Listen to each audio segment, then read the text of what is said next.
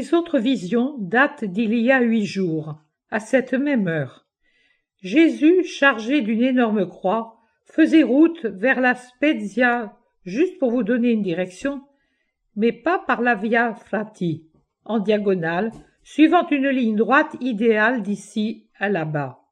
Il portait le vêtement blanc et court d'Hérode sur son vêtement rouge, et marchait, l'air accablé, en transpirant et en pleurant. Oui, il pleurait vraiment.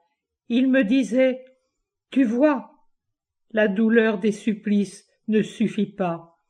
J'ai encore d'autres souffrances plus dures. Plains-moi, mon âme, ton Jésus ploie sous une somme de malheurs trop fort. » Puis, dimanche soir, alors que je m'étais presque endormie en récitant le chapelet des 7 douleurs de Marie, la mère en larmes me secoue en disant « Ne dors pas, pleure avec moi, ne sais-tu pas qu'ils ont tué mon fils ?» Oh, comme elle pleurait en prononçant ces mots. Mardi soir, en revanche, je fus envahie par une immense tristesse, parce que j'ai vu ma mère, tout comme je l'ai vue le 1er janvier. Mais cette fois, elle me semble plus tourmentée. Je m'explique. Le 1er janvier, je l'ai vue plus ou moins comme à la Toussaint, terne, seule, rêvant les yeux ouverts, comme si elle s'étonnait d'être là et était en même temps humiliée. Elle me regardait toujours aussi hébétée. Mardi, en revanche, elle m'a paru l'être moins. Et cependant, elle se tenait au même endroit. Ses couleurs et ses vêtements étaient toujours aussi ternes. Toutefois, ses yeux avaient une expression plus vive, et elle semblait vouloir me dire quelque chose sans le pouvoir. Un ensemble d'invocations, de demandes de pardon, d'appels. S'il me fallait traduire ce regard, il me faudrait dire qu'il exprimait ceci.